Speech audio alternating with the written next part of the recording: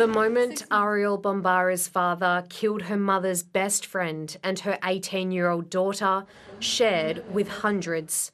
My father had turned up looking for Mum, and he didn't believe her when she said Mum wasn't there, so he forced his way into their home.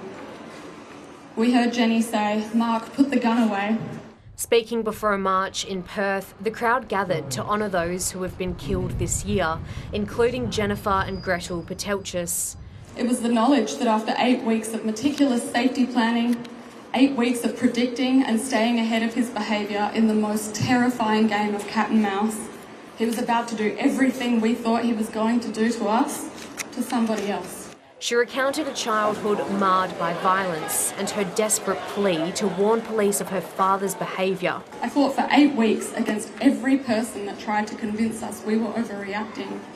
The police who dismissed us, the people who said, "Oh, but he doesn't rape you or hit you, so it can't be that bad." All I can ask is, do you believe me now?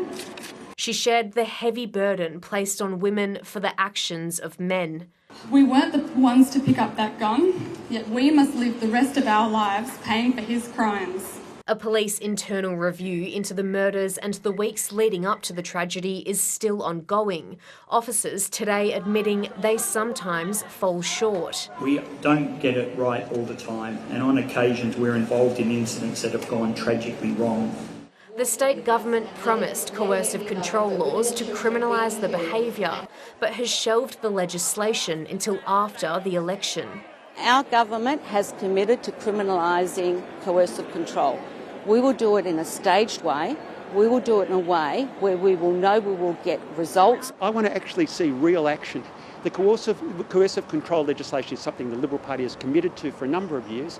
We remain committed to it. We would have stayed in Parliament for another week to get it through. Knowing that Jenny and Gretel lost their lives in our place has filled me with both devastation and an overwhelming sense of duty to do everything in my power to prevent this from ever happening again. A powerful message in the midst of grief and frustration. Grace Burmis, ABC News.